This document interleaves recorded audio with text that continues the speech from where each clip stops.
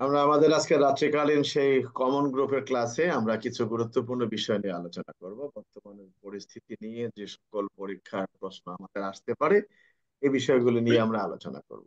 আসলে আহ সার্বিক পরিস্থিতি যেটাই আমরা বলি না কেন, আমরা যদি প্রথমে আসি, আমাদেরকে প্রথমে আসতে হবে একটা বিষয়, সেটি হলো যে বেআইনি সমাবেশ কাকে বলে। প্রথম সূত্রপাত, বেআইনি সমাবেশ কাকে বলে। একটি আইনি সমাবেশ কখন বেআইনি সমাবেশে পরিণত, একটি আইনি সমাবেশ কখন বেআইনি সমাবেশে পরিণত। তো আমরা যদি দেখি, আজকে যদি আমরা ছাত্র আন্দোলনে যাই, ছাত্র আন্দোলনের যে বিষয়টি ছিল, প্রথম অবস্থায় তাদের একটা আইনি সমাবেশ, তাদের সমাবেশটা প্রথম অবস্থায় ছিল আইনি সমাবেশ। কিন্তু এই ছাত্রদের মাঝে অন্য ব্যক্তিরা প্রবেশ করে বা ছাত্রদের মধ্যে কিছু ছাত্র উচ্ছৃঙ্খলতা ধারণ করার পরে এই আইনি সমাবেশটা আর আইনি সমাবেশ হয়নি, এটা বেআইনি সমাবেশ হয়ে গেছে। তো আইনে যখন বেআইনি সমাবেশ হয়ে যায়, পেনাল কোডের 141 ধারায় যেটা বলা আছে কোন কোন ক্ষেত্রে বেআইনি সমাবেশ অনুষ্ঠিত হয়, তো যখনই বেআইনি সমাবেশ হয়ে গেছে তখন কিন্তু সিআরপিসি আর বসে থাকতে পারে না। তখন সিআরপিসির 127 ধারাকে পুলিশকে সিআরপিসির 127 ধারায় অ্যাপ্লাই করতে হয়, অর্থাৎ বেআইনি সমাবেশ ছত্রভঙ্গ করতে হয়। তো পুলিশ বেআইনি সমাবেশ ছত্রভঙ্গ করেছে। এরপর কি করেছে, বেআইনি সমাবেশ ছত্রভঙ্গ করার পরে এবং বেআইনি সমাবেশের অবস্থানকারী ব্যক্তিদেরও একটা দায় দায়িত্ব আছে। সিআরপিসির 127 ধারায় বলা আছে যে পুলিশের আদেশ পাওয়া মাত্রই তারাও ছত্রভঙ্গ হবে, এটাও তাদের একটা নির্দেশনা আছে, কিন্তু সেটা তারা হয়নি।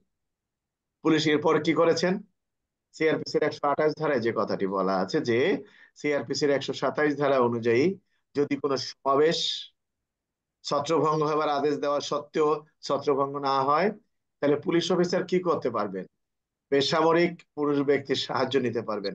পুলিশ তাও নিয়েছেন। পুলিশ শক্তি প্রয়োগ করতে পারবেন, পুলিশ তাও করেছেন। পুলিশ বিনা পরোয়ানায় গ্রেপ্তার করতে পারবেন, পুলিশ তাও করেছেন। সবকিছু করার পরেও পুলিশ পরিস্থিতি নিয়ন্ত্রণে আনতে পারেননি। তখন কি হয়েছে, দেহ রক্ষা এবং সম্পত্তি রক্ষার প্রয়োজন দেখা দিয়েছে। দেহ এবং সম্পত্তি রক্ষার প্রয়োজন দেখা দিয়েছে। সিআরপিসির যে ধারাগুলো আছে, সিআরপিসির কোথাও বলা নেই এই বেআইনি সমাবেশের ক্ষেত্রে বলা আছে শক্তি প্রয়োগ করতে পারবে, কিন্তু এই পুলিশ আগ্নেয়াস্ত্র ব্যবহার করতে পারবে সিআরপিসি তে উল্লেখ করা বলা আছে শক্তি প্রয়োগ করতে পারবে। কি সিআরপিসি এর কথা বলা আছে নাকি যে পুলিশ আগ্নেয়াস্ত্র ব্যবহার করতে পারবে? আছে? আছে নাকি আগ্নেয়াস্ত্র ব্যবহার করতে পারবে? উত্তর দিতে হবে তো, আছে নাকি? স্যার, না স্যার। সিআরপিসি 46-এর 3 ধারায় বলা আছে আসামির পলায়ন রোধ করবে, আসামির মৃত্যু ঘটানো যাবে, কিন্তু আগ্নেয়াস্ত্র কথা কি সেখানে বলা আছে? নাই স্যার। তাহলে পুলিশ আগ্নেয়াস্ত্র ব্যবহার করবেন কিভাবে? কে নাজমুল? 53 ধারা অনুসারে। এটা কোনো বিরোধীয় বক্তব্য না, এটা আইনের বিষয়, আমরা আমরা মূল এটা আইনে স্যার চলে যাব। তাহলে এই আমরা একশো এখন দেখছি তিপ্পান্ন বিধি পুলিশ ছাড়া। আগ্নেয়াস্ত্র ব্যবহার করতে পারেন একটা মাত্র ক্ষেত্রেই, অর্থাৎ একটা বিষয় একশো নিয়ে, তিপ্পান্ন সেটি হলো পিআরবির 153। পিআরবির 153-তে বলা আছে একজন পুলিশ সদস্য কখন কি কারণে তার নামে ইস্যুকৃত অস্ত্রটি ব্যবহার করতে পারেন, বা পুলিশ কখন আগ্নেয়াস্ত্র ব্যবহার করতে পারেন। তো সেখানে ভাগ করে দেয়া আছে, ভাগ করার মধ্যে বলা হয়েছে পুলিশ আগ্নেয়াস্ত্র ব্যবহার করতে পারেন পেনাল কোডের 96 থেকে শুরু করে 106 ধারার বিষয় নিয়ে, অর্থাৎ দেহ এবং সম্পত্তি রক্ষার প্রয়োজনে। এরপরে পারেন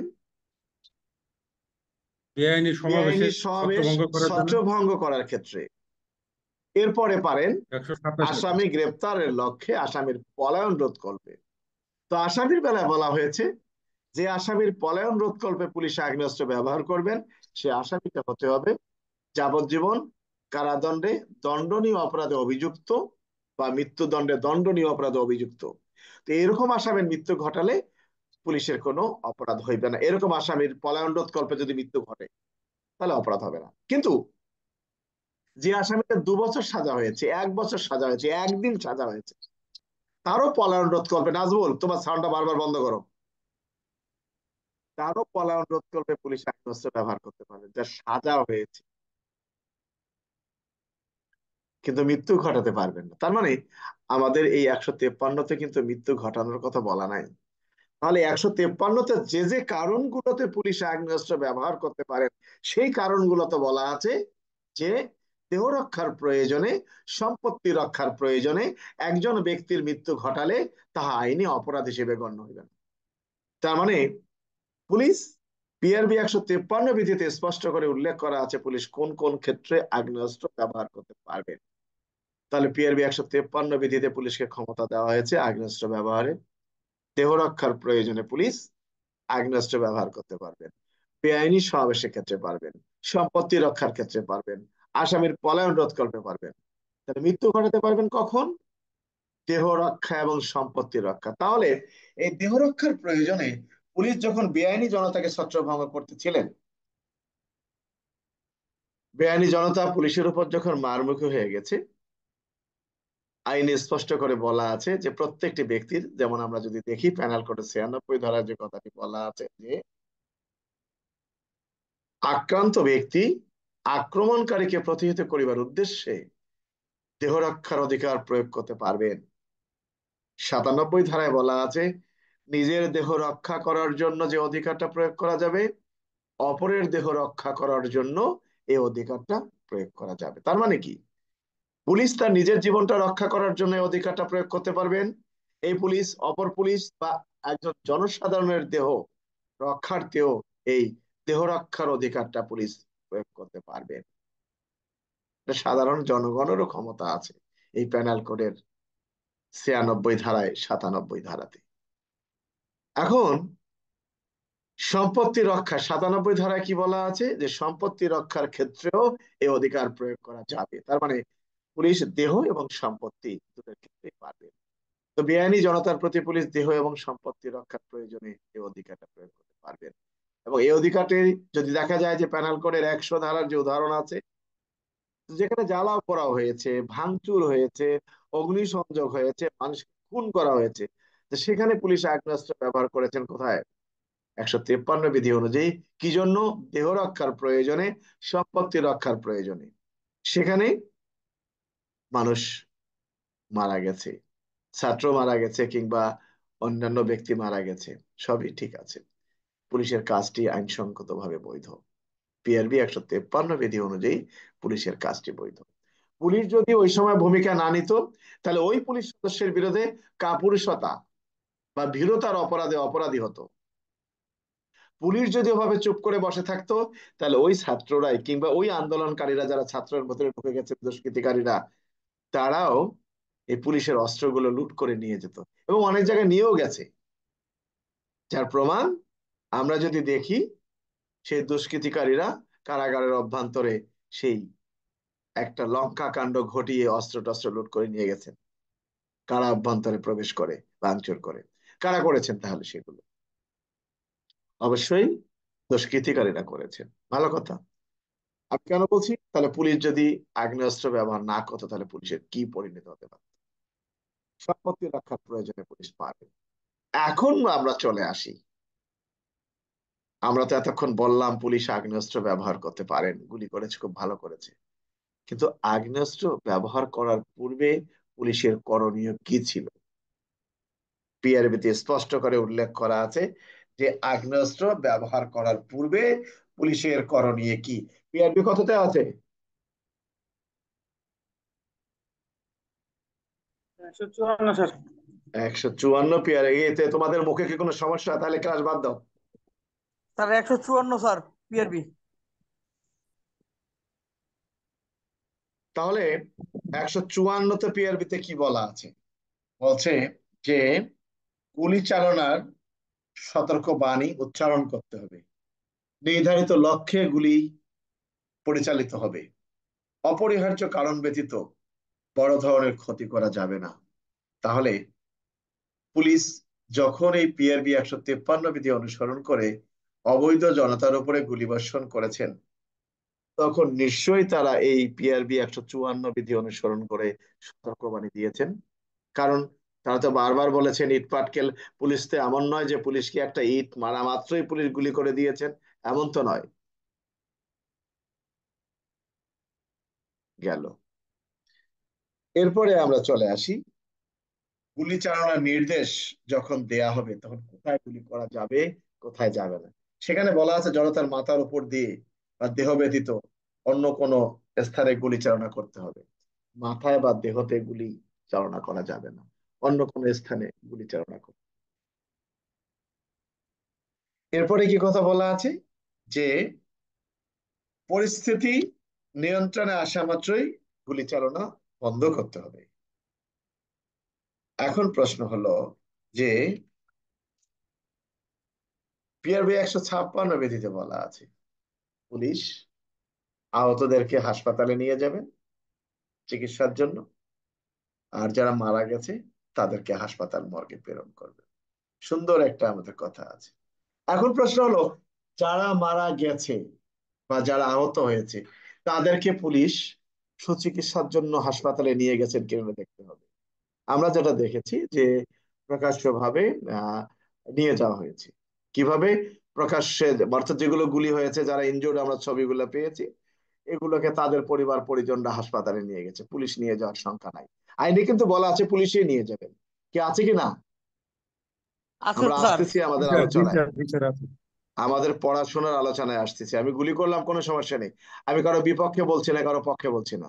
আইনে পুলিশকে গুলি করার ক্ষমতা দেওয়া আছে, কিন্তু গুলি করার আগে পুলিশ কি ব্যবস্থা করবেন, কিভাবে নির্দেশ দিবেন, এবং গুলি চালানোর পূর্বে পুলিশ তার দলনেতা তার আর সাথের লোকদেরকে কিভাবে নির্দেশনা দিবেন, এবং গুলি কিভাবে চালাতে করবেন তার নির্দেশনা দিবেন, এবং গুলি করার পরে যারা মারা গেছে বা আহত হয়েছে তাদের ক্ষেত্রে পুলিশ কি করবেন, সবকিছুই কিন্তু এখানে আমরা আলোচনা করছি। কি করছি কিনা আমরা। এখন প্রশ্ন হলো, যদি পুলিশ গুলি না করে তাহলে কি হতো সেই পুলিশের বিরুদ্ধে?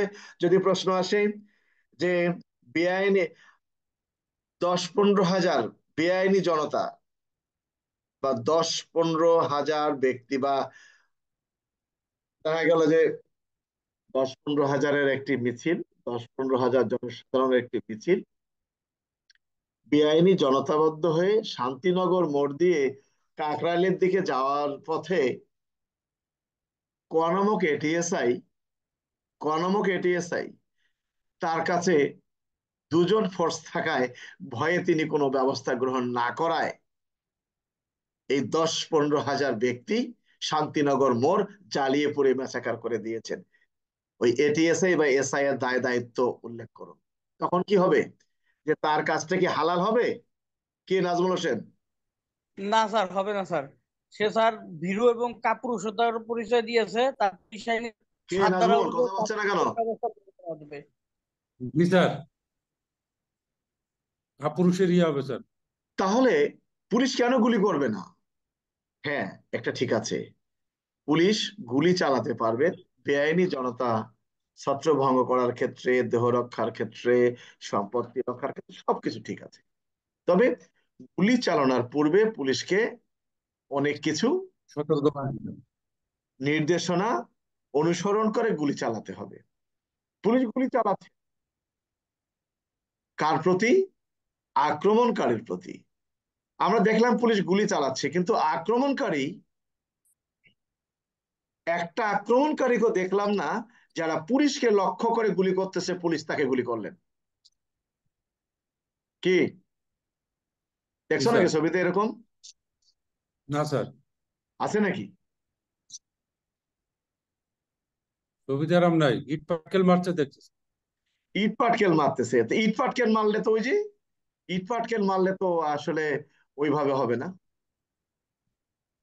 কারণ প্যানাল কোডের 101 উদাহরণ 2 উদাহরণে বলা আছে, প্রথম এবং দ্বিতীয়, এমন কোন আক্রমণ বা আঘাত যাহার ফলে মৃত্যু অনিবার্য, বা এমন কোন আক্রমণ বা আঘাত যাহার ফলে গুরুতর আঘাত হয়।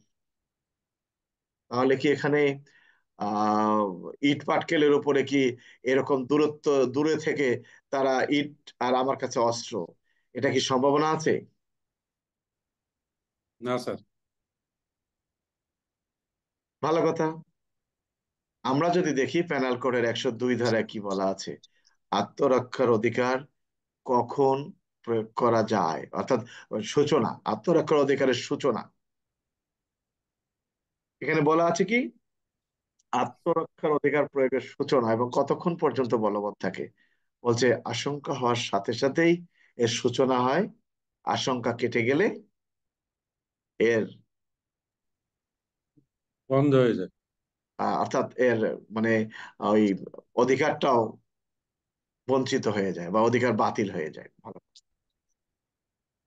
অধিকার ততক্ষণ পর্যন্তই বলবৎ থাকে, তো ভালো কথা। তো যখন পুলিশের প্রতি কোনো আগ্নেয়াস্ত্র নিক্ষেপ করলেন বা বোমা নিক্ষেপ করলেন দূর থেকে বা কিংবা এর থেকে, তো এই নিক্ষেপ করার ফলে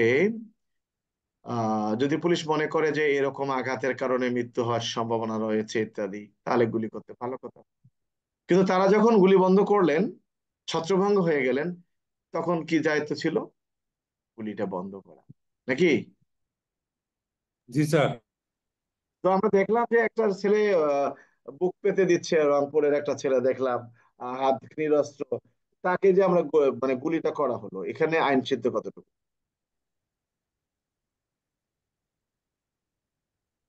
স্যার এখানে প্যানেল কোডে 76 ধারা অনুযায়ী স্যার এটা কি হবে স্যার? কর্তৃপক্ষের বৈধ আদেশ পালন করতে গেলে না, ঊর্ধ্বতন কর্তৃপক্ষের বৈধ আদেশ পালন করতে গিয়ে বেআইনি জনতার উপরে গুলিবর্ষণ করলে তাহা আইনে অপরাধ হিসেবে গণ্য হইবে না। কিন্তু ওই বেআইনি জনতার উপর গুলিবর্ষণ করতে গেলেও তাকে এই বিষয়টা খেয়াল করতে হবে, যাকে আমি গুলি করতেছি সে লোকটা সশস্ত্র না নিরস্ত্র। বিষয়টা বোঝা গেছে আজাদ? আমরা জানি না ঘটনা সেখানে কতটুকু, আমরা যাতে জি স্যার। মিডিয়া দেখলাম। আমরা কেন আসতেছি? আমরা সবগুলো আসতেছি কারণ প্রশ্ন আমাদের কত রকমের হতে পারে। আমি এই আলোচনাগুলো করতেছি আমাদের পরীক্ষা। তাহলে আমরা অনেক কিছু দেখলাম, শুনলাম। আবার পুলিশ যদি গুলি না করতেন, তাহলে আমরাও হয়তো ভালো থাকতাম না এতদিনে। দেশের পরিস্থিতি অন্যভাবে হয়ে যেত, কারণ এই ছাত্রদের সাথে বা ছাত্রদের নাম নিয়ে আর একটা গ্রুপ বা সন্ত্রাসী কর্মকাণ্ড চালানোর জন্য একটা গ্রুপ হামলা চালিয়েছে, হত্যাযজ্ঞ চালিয়েছে। ভালো। এখন আমরা চলে আসি, পুলিশ কোন কোন ক্ষেত্রে আগ্নেয়াস্ত্র ব্যবহার করতে পারে। তাহলে আমরা বুঝবো এটা পিআরবি 153 প্রশ্ন। কত প্রশ্ন? পিআরবি 153 প্রশ্ন। 53 স্যার। আমরা এই এক ধারার যে 6টি উদাহরণ আছে তা লিখবো না, 103 ধারার যে 4টি উদাহরণ আছে আমরা তা লিখবো না। আমরা কি লিখবো? যে পেনাল কোডের 100 ধারা অনুযায়ী দেহরক্ষার প্রয়োজনে, পেনাল কোডের 100 ধারা অনুযায়ী দেহরক্ষার প্রয়োজনে একজন পুলিশ আগ্নেয়াস্ত্র ব্যবহার করতে পারেন। পেনাল কোডের 103 ধারা অনুযায়ী সম্পত্তি রক্ষার প্রয়োজনে একজন পুলিশ আগ্নেয়াস্ত্র ব্যবহার করতে পারে। এবং আসামি আসামির পলায়ন রোধকল্পে সিআরপিসির 43-এর 3 ধারা অনুযায়ী পুলিশ আগ্নেয়াস্ত্র ব্যবহার করতে পারে, অর্থাৎ পরোয়ানার আসামির পলায়ন রোধকল্পে।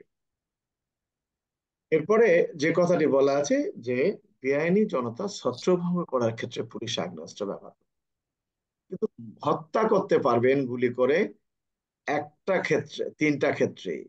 সেটি হলো সম্পত্তি রক্ষার প্রয়োজনে, দেহ রক্ষার প্রয়োজনে, আসামির পলায়ন রোধকল্পে। এখন আসামির পলায়ন রোধকল্পে হতে গেলে আসামিটা কি হতে হবে? যদি মৃত্যু ঘটানো হয়, সাজাপ্রাপ্ত। সাজাপ্রাপ্ত। সাজাপ্রাপ্ত হতে হবে। সাজাপ্রাপ্ত, যাবজ্জীবন কারাদণ্ডে দণ্ডনীয় অপরাধে অভিযুক্ত বা মৃত্যুদণ্ডে দণ্ডনীয় অপরাধে অভিযুক্ত। দেহ রক্ষার প্রয়োজনে মৃত্যু ঘটালে আইনে অপরাধ হিসেবে গণ্য হইবে না। তাহলে দেহ রক্ষার যে 6টা উদাহরণ দেয়া আছে এই প্রথম থেকে 6ষ্ঠ পর্যন্ত, এই দেহ রক্ষার প্রয়োজনে একজন ব্যক্তির, আক্রান্ত ব্যক্তি আক্রমণকারীর মৃত্যু ঘটালেও আইনে তা অপরাধ হিসেবে গণ্য হইবে না। তাহলে এটি কোথায় বলা আছে? পেনাল কোডের 100 ধারায়। এরপরে যে কথাটি বলা আছে 103 ধারায়, যে সম্পত্তি রক্ষার প্রয়োজন, মৃত্যু ঘটানো যাবে।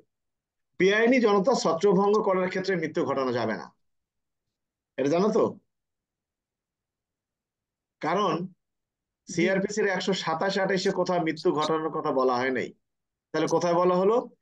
127-28 ধারার বিধান পালন করিবার পরও যদি কোন সমাবেশ আয়ত্তে আনা না যায়, এই সমাবেশটি যদি এমন পর্যায়ে দাঁড়ায় যে আত্মরক্ষা এবং সম্পত্তি রক্ষার অধিকার প্রয়োগ না করলে মৃত্যু অনিবার্য, সেক্ষেত্রে ওই 100 ধারা এবং 103 ধারা চলে আসে। তখন কিন্তু আর সিআরপিসির 127-28 থাকে না। কথাটা ক্লিয়ার? জি স্যার। জি স্যার, ক্লিয়ার। বেআইনি জনতা ছত্রভঙ্গ করতে গিয়ে একজন ব্যক্তির মৃত্যু ঘটানো যাবে কখন? যদি পরিস্থিতি এরকম হয় যে এই ব্যক্তির মৃত্যু না ঘটলে গুরুতর আঘাত হওয়ার সম্ভাবনা রয়েছে, বা মৃত্যু হওয়ার সম্ভাবনা রয়েছে, বা সরকারি সম্পত্তির ক্ষতি সাধনের সম্ভাবনা রয়েছে, ক্ষেত্রে। কিন্তু ছত্রভঙ্গ করার জন্য তাদের মারা যাবে না, এটা জানো তো? ছত্রভঙ্গ করার জন্য আগ্নেয়াস্ত্র ব্যবহার করা যাবে। তাহলে আমরা দেখলাম, এখন প্রশ্ন হলো আগ্নেয়াস্ত্র ব্যবহারের পূর্বে করণীয় কি? তাহলে আগ্নেয়াস্ত্র আমরা দেখলাম যে একজন পুলিশ সদস্য আগ্নেয়াস্ত্র ব্যবহার করতে পারেন, পিআরবি 153 বিধিতে উল্লেখ করা আছে। মহানগর অধ্যাদেশে কি কোথাও বলা আছে পুলিশ আগ্নেয়াস্ত্র ব্যবহার করতে পারবেন? নাই। নাই স্যার। সিআরপিসির কোথাও আছে পুলিশ আগ্নেয়াস্ত্র ব্যবহার করতে পারবে? আছে কোথাও? নাই। না স্যার, নাই। নাই স্যার। পিআরবিতে পুলিশকে ক্ষমতা দেওয়া হয়েছে। এই জন্য কিন্তু আদালতের আইনজীবীগণ ওটাই কথা বলেছেন যে পিআরবি অনুসরণ করে পুলিশ যেন পুলিশ না করে, অর্থাৎ এটাই তাদের কথাটা সঠিক আছে। কিন্তু নিউজটা অন্যভাবে আসতেছে, কেউ হয়তো অন্যভাবে উপস্থাপন করতেছে। আগ্নেয়াস্ত্র ব্যবহারের আগে আমাদের করণীয় কি? আমরা কি এটা পালন করেছি? আগ্নেয়াস্ত্র ব্যবহারকালীন সময় কি কি ব্যবস্থা করতে হবে সেটা কি আমরা পালন করেছি? আগ্নেয়াস্ত্র ব্যবহারের পর যে দায়িত্ব পালন করার কথা সেটা কি আমরা করেছি? আচ্ছা, তাহলে আমরা কি বুঝতে পারলাম যে আগ্নেয়াস্ত্র কোন কোন ক্ষেত্রে ব্যবহার করা যায়? জি স্যার। জি স্যার। আমরা এই গল্পের মাঝে, আমাদের কথার মাঝে এগুলো রেকর্ড যেহেতু থাকবে, এগুলো অনেকগুলো কথা আছে, এগুলো আমরা আমরা তো আসলে পুলিশ সদস্য, তো আমরা চাচ্ছি যে এখানে যদি কোনো দোষী পুলিশ থাকে তার শাস্তি হোক, এটা আমরা চাই। একজন জি স্যার। সদস্যের জন্য সারা পুলিশ ডিপার্টমেন্টের বদনাম হবে, এটা সুযোগ নেই।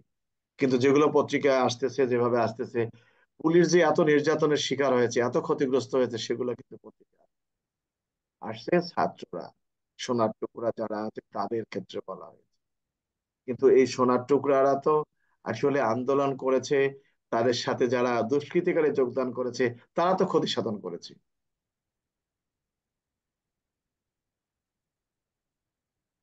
আচ্ছা, তাহলে আমরা এখানে বুঝলাম। এখন আমরা চলে আসি কেন সেনাবাহিনী নামলো।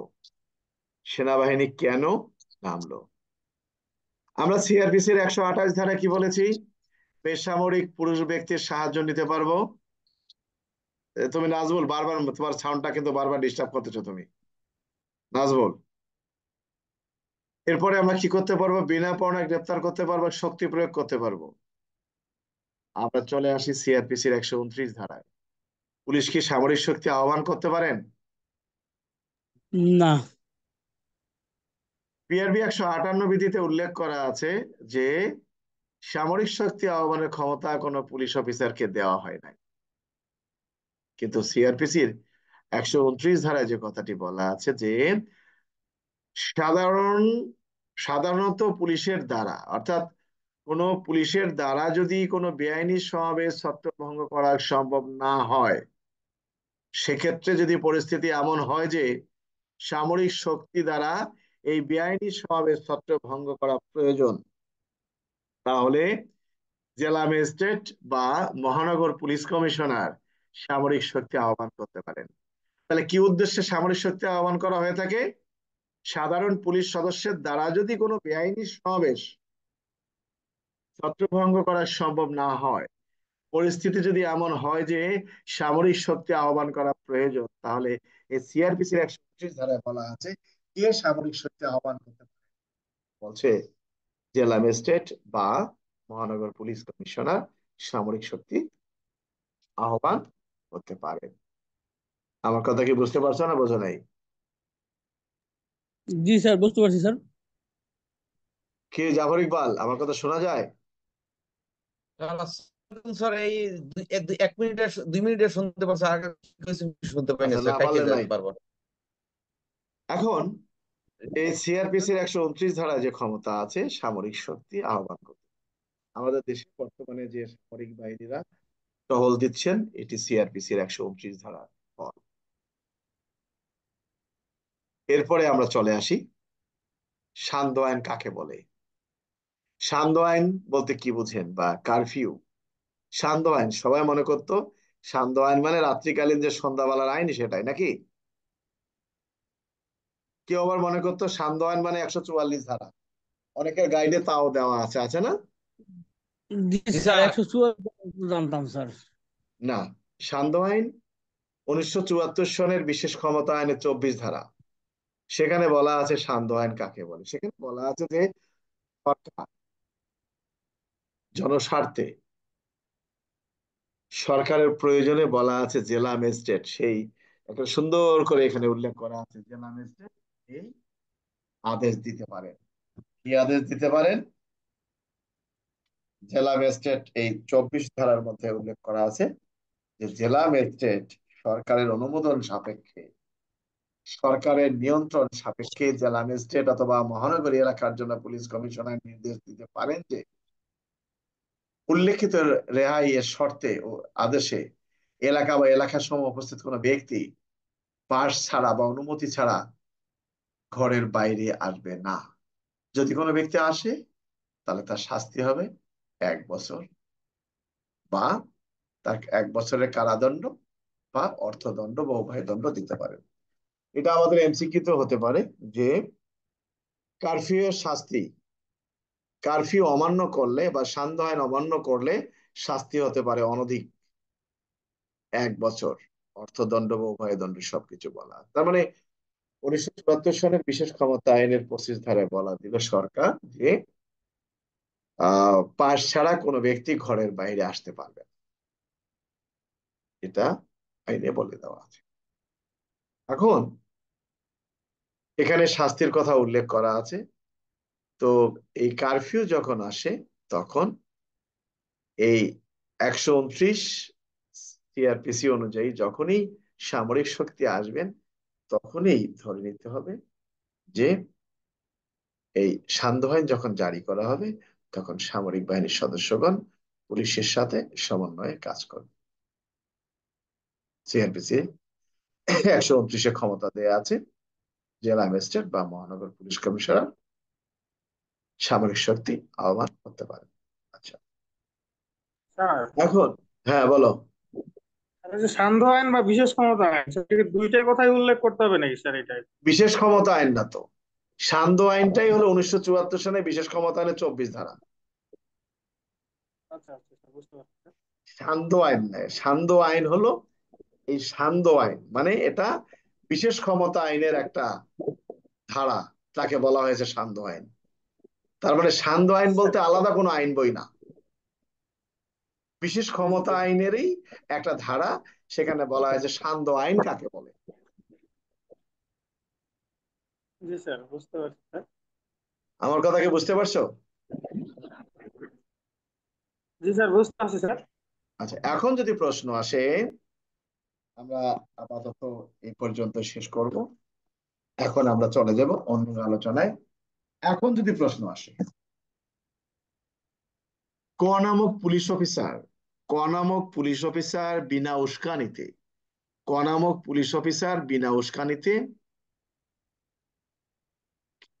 উস্কানিতে সমাবেশের উপরে গুলিবর্ষণ করেন, ফলে একজন লোক মারা যায়, উক্ত পুলিশ অফিসারের দায় দায়িত্ব উল্লেখ করো। কি হবে উত্তর এটার?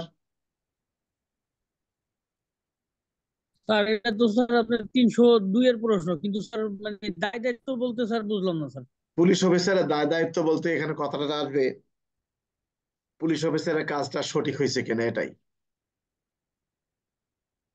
আমাদের উত্তরটা। এটা মেধা খাটিয়ে লিখতে হবে যে পেনাল কোডের 141 ধারায় উল্লেখ করা আছে বেআইনি সমাবেশের কথা, এবং সিআরপিসির 127 ধারায় বলা আছে পুলিশ বেআইনি সমাবেশ ছত্রভঙ্গ করার জন্য শক্তি প্রয়োগ করতে পারবে বা আদেশ দিতে পারবে, কিন্তু এবং সিআরপিসির 128 ধারায় উল্লেখ করা আছে পুলিশ বেআইনি জনতা ছত্রভঙ্গ করার ক্ষেত্রে শক্তি প্রয়োগ করতে পারবে। বিআরবি 153 বিধিতে উল্লেখ করা আছে পুলিশ কোন কোন ক্ষেত্রে আগ্নেয়াস্ত্র ব্যবহার করতে পারবে, কিন্তু একটি শান্তিপ্রিয় মিছিলে পুলিশ আগ্নেয়াস্ত্র ব্যবহার করতে পারবেন আইনে তাহা কোথাও উল্লেখ করা? আলোচ্য প্রশ্নে ক নামক পুলিশ অফিসার বিনা উস্কানিতে একটি সমাবেশের উপর গুলি করে 2জন লোক হত্যা করায় সংশ্লিষ্ট পুলিশ অফিসারের বিরুদ্ধে পেনাল কোডের 302 ধারা অনুযায়ী শাস্তিমূলক ব্যবস্থা গ্রহণ। কথাটা কি ঠিক আছে? জি জি স্যার, স্যার, ঠিক বুঝতে আছে। পারছি স্যার। প্রশ্ন হলো যে ক নামক সাব ইন্সপেক্টর শান্তিনগর মোড়ে হরতাল ডিউটি চলাকালে বিনা উস্কানিতে একটি মিছিলের উপরে গুলি করেন। প্রশ্নে কিন্তু বলা নাই যে বেআইনি জনতাবদ্ধে জনতার উপর গুলি বর্ষণ করে, বলে বিনা উস্কানি। তার মানে কি এটা বেআইনি জনতা এখনো হয় নাই, তার মানে কি তার গুলিটা সঠিক হয় নাই। কথাটা কি ঠিক আছে? জি স্যার, ঠিক জি আছে। স্যার। আবার আমরা চলে আসি ক নামক পুলিশ কনস্টেবল ঊর্ধ্বতন কর্তৃপক্ষের বৈধ আদেশ পালন করতে গিয়ে বেআইনি জনতার উপরে গুলিবর্ষণ করেন, ফলে 2জন লোক মারা যায়। কনস্টেবলের দায় দায়িত্ব উল্লেখ করে, তখন আমরা কি লিখবো? আমরা লিখবো পেনাল কোডের 76 ধারায় উল্লেখ তারপরে করা আছে 76 স্যার। ঊর্ধ্বতন তারপরে কর্তৃপক্ষের বৈধ আদেশ পালন করতে গিয়ে কোনো অপরাধ সংঘটিত হলে এক্ষেত্রে আদেশ পালনকারী ব্যক্তির কোনো অপরাধ হইবে না।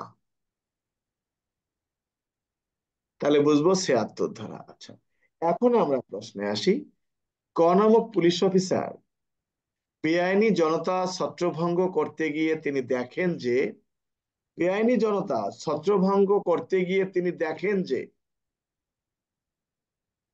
আশু আগ্নেয়াস্ত্র ব্যবহার করা প্রয়োজন, কিন্তু আগ্নেয়াস্ত্র ব্যবহার করতে গেলে পাশে দণ্ডায়মান নিরপরাধ ব্যক্তির প্রাণহানি ঘটার সম্ভাবনা রয়েছে। তিনি যদি আগ্নেয়াস্ত্র ব্যবহার না করেন সেক্ষেত্রে তারও মৃত্যু হওয়ার বা গুরুতর আঘাত হওয়ার সম্ভাবনা রয়েছে। সেক্ষেত্রে উক্ত পুলিশ অফিসার নিরীহ জনসাধারণের মৃত্যুর বিষয়টি চিন্তা না করে নিজের জীবন রক্ষার্থে গুলি ছোড়েন, ফলে নিরপরাধ ব্যক্তির মৃত্যু হয়। এক্ষেত্রে পুলিশ অফিসারের অপরাধ হবে কি হবে না? আইনে বলছে না, হবে না। 106 ধারা। তারপরে 106 স্যার। প্রশ্ন হলো নিরপরাধ ব্যক্তির মৃত্যু ঘটানো যায় কি, বা নিরপরাধ ব্যক্তির মৃত্যু আইনে কখন গ্রহণযোগ্য? তাহলে মনে করবো পেনাল কোডের 106 ধারা। আচ্ছা, এখন প্রশ্ন হলো ক নামক পুলিশ অফিসার সঙ্গীয় ফোর্স নিয়ে শাপলা চত্বর মোড়ে হরতাল ডিউটি করাকালে অতর্কিতভাবে 400-500 লোকের একটি মিছিল তাদের উপরে আক্রমণ করেন, কিন্তু ক নামক পুলিশ অফিসারের সাথে 4-5 জন ফোর্স থাকায় তিনি কোনো ব্যবস্থা গ্রহণ করেন নাই। ফলে ফলে উত্তেজিত জনতা বা উচ্ছৃঙ্খলিত জনতা আশেপাশের অগ্নিসংযোগ করে এবং দোকান ভাঙচুর করে, এখানে প্রাণহানিও ঘটে। উক্ত পুলিশ অফিসারের দায় দায়িত্ব উল্লেখ করো। কি হবে? স্যার এটা তো 29 ধারা স্যার। সাধারণ প্রশ্ন স্যার। এটা ভীরু এবং কাপুরুষতার পরিচয় দিয়েছে, তাই তার পুলিশ আইনের 7 ধারা অনুযায়ী তার বিরুদ্ধে ব্যবস্থা গ্রহণ করা যাবে। ব্যবস্থা তুমি তাই যেটাই না, পুলিশের প্রশ্নটা হলো এখানে এরকমই যে তিনি ভীরুতার পরিচয় দিয়েছেন, কাপুরুষতার পরিচয় দিয়েছেন। স্যার, তাহলে স্যার 29 ধারা হবে স্যার। আর কি 29 ধারা আসে ঘোড়াটি? 29 ধারা আসবে কেন? কোর্ট তো শাস্তি দেবে না, শাস্তি দেবে পুলিশ ঊর্ধ্বতন আইনের 7 কর্তৃপক্ষ। ধারার এখানে তার অযোগ্যতা, তার অদক্ষতার পরিচয় দিয়েছে এখানে সে। একজন পুলিশ অফিসার হরতাল ডিউটি করতেছে, হঠাৎ করে 400-500 লোকের বা 4000 লোকের পুলিশ অফিসারের সাথে মাত্র 3জন ফোর্স, হঠাৎ করে 400-500 লোকের মিছিল এসে আশেপাশে ভাঙচুর করতেছেন বা অগ্নিসংযোগ করতেছেন, পুলিশ অফিসার তার কাছে 3-4জন ফোর্স থাকায় ভয়ে কোনো পদক্ষেপ গ্রহণ করেন নাই। ফলে এই বেআইনি জনতার লোকরা অনেক কিছু ক্ষতি সাধন করেন। এখানে উক্ত পুলিশ অফিসারের দায়িত্ব উল্লেখ করুন। তার দায়িত্ব ছিল এটা প্রতিহত করা। সে আগ্নেয়াস্ত্র ব্যবহার করতে পারতো, দেহ এবং সম্পত্তি রক্ষার অধিকার প্রয়োগ করতে পারতো, করেন নাই। সেখানে কি হবে তার? সে কাপুরুষতার পরিচয় দিয়েছেন বা ভীরুতার পরিচয় দিয়েছেন, যেটা কিনা পুলিশ আইনের 7 ধারা অনুযায়ী তাকে শাস্তি দেওয়া যায়। বিষয়টা ক্লিয়ার? জি স্যার, ক্লিয়ার স্যার। কি কারো বক্তব্য আছে এখানে? রাজলক্ষ্মী বা জান্নাতুল? না স্যার। না স্যার, বুঝতে পারছি। ক নামক পুলিশ অফিসার, হরতাল ডিউটি করাকালে কয়েকজন লোক বেআইনি জনতাবদ্ধ হয়ে তার দিকে অগ্রসর হন, অস্ত্র শস্ত্র নিয়ে অগ্রসর হন এবং পুলিশের প্রতি গুলি করার জন্য প্রস্তুতি নেয়। এইরকম ক্ষেত্রে ক নামক পুলিশ অফিসারের করণীয় কি? কি করবেন তিনি?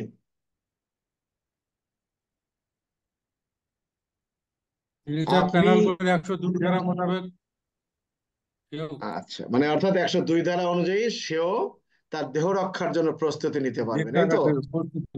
জি স্যার। প্রশ্ন হলো, ক নামক পুলিশ অফিসার হরতাল ডিউটি করাকালে 4-5 হাজারের একটি বেআইনি জনতার মিছিল বা বেআইনি জনতাবদ্ধ হয়ে পুলিশ অফিসারকে আক্রমণ করেন। পুলিশ তাদের প্রতি আগ্নেয়াস্ত্র ব্যবহার করার প্রস্তুতি নেওয়া মাত্রই তারা ছত্রভঙ্গ হয়ে যায়। এক্ষেত্রে পুলিশ অফিসারের করণীয় কি? মিছিল আসছে, পুলিশ দেখলো যে আমি যদি এখন গুলি না করি তাহলে আমার মরণ হবে। পুলিশ অস্ত্র যখনই কাজ করছে, মিছিলকারীরা ছত্রভঙ্গ হয়ে গেছে। পুলিশ অফিসারের করণীয় কি? সেও স্যার গুলি করা বন্ধ করে স্যার। সেও গুলি করে, অর্থাৎ ওই 102 ধারায় বলা আছে, প্যানাল কোডের 102, প্যানাল কোডের 105 ধারার মধ্যে বলা আছে যে দেহ রক্ষার অধিকার প্রয়োগ বা সম্পত্তি রক্ষার অধিকার প্রয়োগের সূচনা কতক্ষণ পর্যন্ত বলবৎ থাকে। কি অসিকুল, কোনো বক্তব্য আছে? না স্যার, বক্তব্য নাই স্যার। তাহলে আচ্ছা, এরপরে প্রশ্ন আসলো যে হঠাৎ করে 10-12 জন ব্যক্তির একটি মিছিল 10-12 জন ব্যক্তির একটি মিছিল চেকপোস্ট ইনচার্জের সম্মুখে এসে গাড়ি ভাঙচুর করা শুরু করেন। এক্ষেত্রে চেকপোস্ট ইনচার্জের করণীয় কি? কি করবেন? কি করবে?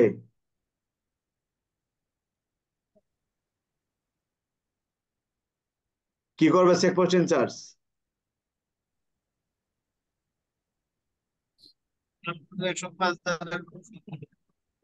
105 ধারার মতো বের করবে স্যার। কেন? 10-12 জনের একটা মিছিল এসে চেকপোস্ট ইনচার্জের সামনে এসে গাড়ি ঘোড়া ভাঙচুর করতেছে, তা চেকপোস্ট ইনচার্জ কি করবেন? কি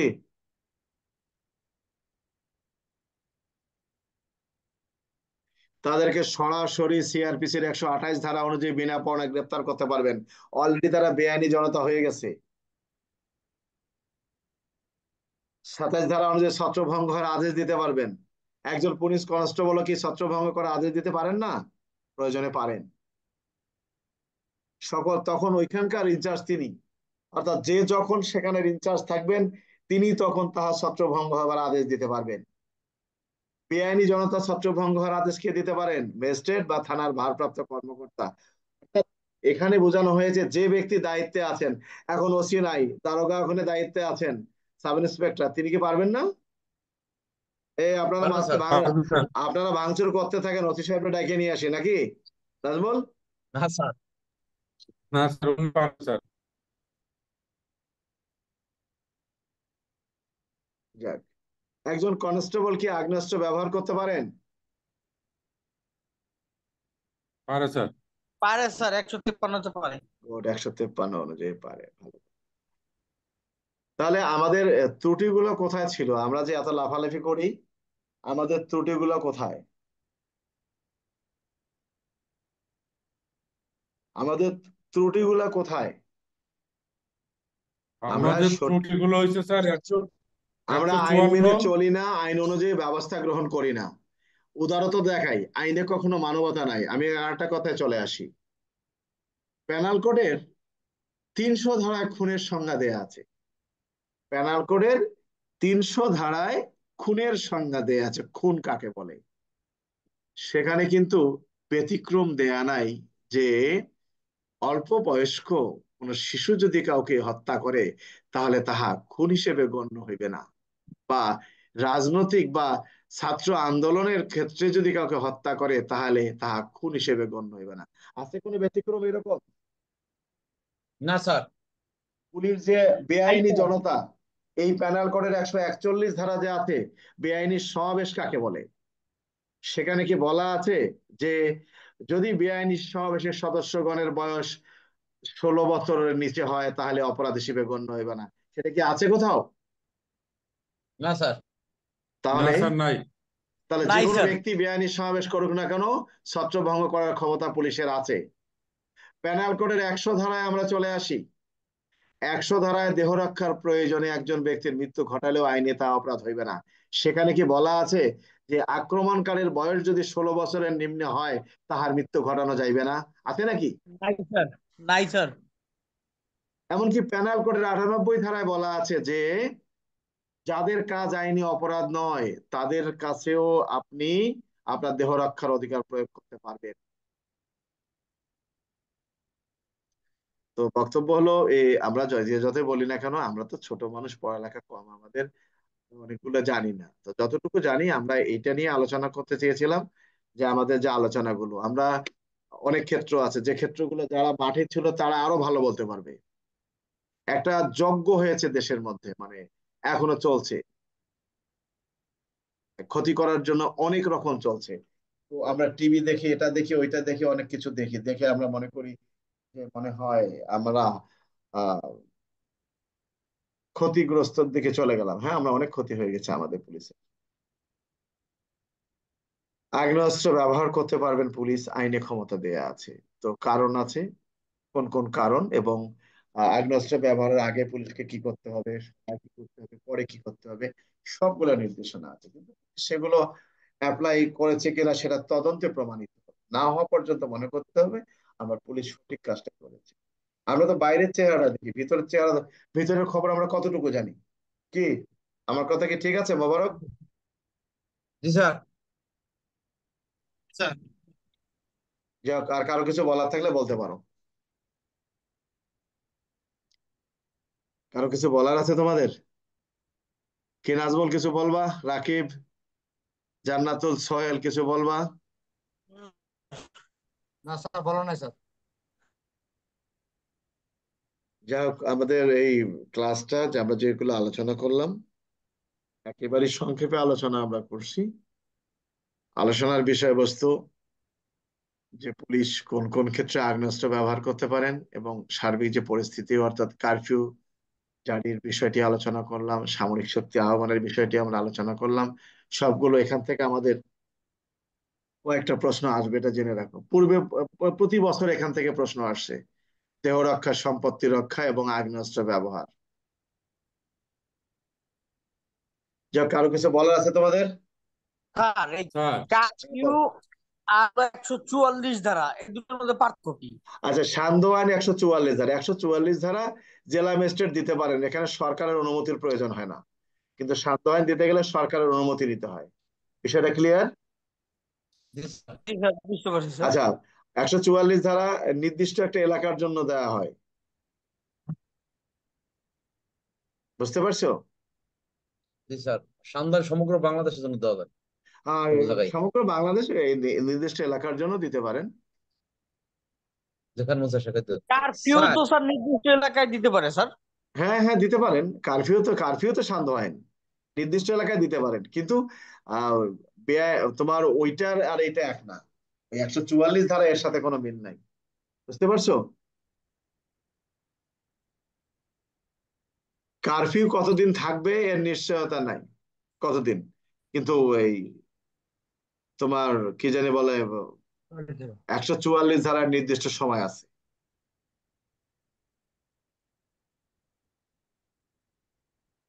যারা যারা গাইডে লেখে 144 ধারা এর সাথে দেয়, এটা সঠিক না, বুঝতে পারছো? যে কারো কিছু বলার থাকলে বলতে পারো, আমরা শেষ করে দেব। স্যার হ্যাঁ বলো। স্যার আমি একটা পুলিশ প্রশ্ন আইনে করি যে স্যার। 30 ধারা আছে, পুলিশ আইনের 30 ধারার এখানে কিছু নাই, পুলিশ আইনের 30 ধারা এখানে কিছুই নাই, না পুলিশ আইনের 30 ধারার বক্তব্যের স্যার, সাথে এটা কোনো মিল নাই। না স্যার ওইটা বলছেন স্যার, পুলিশ আইনের 30 ধারার প্রশ্নটা কিভাবে আসে স্যার? ও, পুলিশ আইনের 30 30-এর ধারার প্রশ্ন আসে যে সভা সমাবেশ, মিছিল বা জনসমাবেশ নিয়ন্ত্রণে পুলিশের ক্ষমতা, বুঝতে পারছো? সভা সমাবেশ বা জনসমাবেশ বা মিটিং মিছিল নিয়ন্ত্রণে পুলিশের ক্ষমতা, নিয়ন্ত্রণ। এটা তো বেআইনি রাস্তা সমাবেশ হয় নাই, করা যাবে না করে। ভালো করে বোঝো। সভা সমাবেশ, সমাবেশ বা মিটিং মিছিল নিয়ন্ত্রণে বা জনসমাবেশ নিয়ন্ত্রণ, এটা তো বেআইনি সমাবেশের কথা বলা হয়নি। নিয়ন্ত্রণ অর্থাৎ এটা এখান থেকে পারবে না পুলিশের ক্ষমতা, এটা পুলিশের 30-এর 1 থেকে 4 পর্যন্ত আছে। বিষয়টা ক্লিয়ার নাজমুল? জি স্যার, হ্যাঁ জি স্যার। এখানে অনেকে ভুল ধারা দিচ্ছে। হ্যাঁ নাজমুল, আরেক নাজমুল বলো। স্যার যদি যদি প্রশ্ন আছে পুলিশ আইন অনুযায়ী পুলিশের ক্ষমতাগুলো কি কি, তাহলে 30 ধারার ওই 4টা করে দেবো স্যার। পুলিশের ক্ষমতা হবে না তো, এখানে কথাটা হলো যে সভা সমাবেশ বা শোভাযাত্রা নিয়ন্ত্রণে পুলিশের ক্ষমতা বা পুলিশ কি কি ব্যবস্থা গ্রহণ করতে পারে, বুঝতে পারছো? জি স্যার। জি স্যার। এখানে অনেকে অনেকগুলো ধারা দিচ্ছে ভুল। প্রশ্ন হলো কখন একটি আইনি সমাবেশ বেআইনি সমাবেশে পরিণত হয়? এর ধারা হলো প্যানেল কোডের 141 ধারা। এখানে অনেক গাইডে অনেক কিছু দিচ্ছে, আমরা এটা দেখবো না। যা, কার কারো কিছু বলার আছে?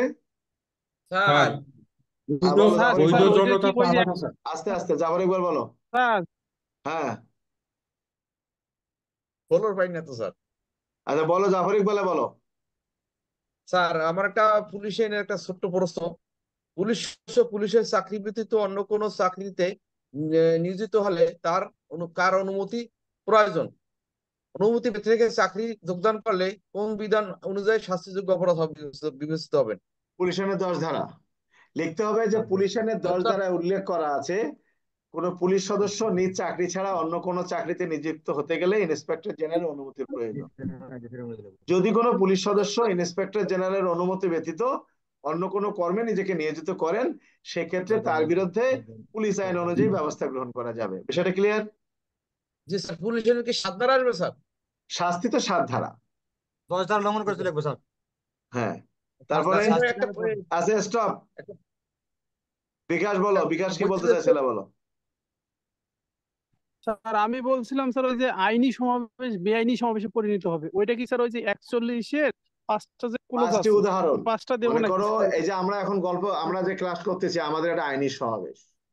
আমরা যদি এখন বেআইনি কর্মকাণ্ড করি, অর্থাৎ 141 ধারা যে উদাহরণগুলো আছে একটা যদি লঙ্ঘিত হয়, তাহলে তখন আমাদের সমাবেশটা আর আইনি সমাবেশ থাকবে না, বেআইনি সমাবেশে পরিণত হবে। বিষয়টা ক্লিয়ার? Clear sir. কি জি স্যার, বিকাশ? জি স্যার, যারা জি স্যার, বোঝে জি না স্যার, এখানে ক্লিয়ার স্যার। অন্যান্য অনেকগুলো ধারা দিছে, ওগুলো জানে না দেখে। হ্যাঁ রাকিব, কিছু বলবা? জি স্যার।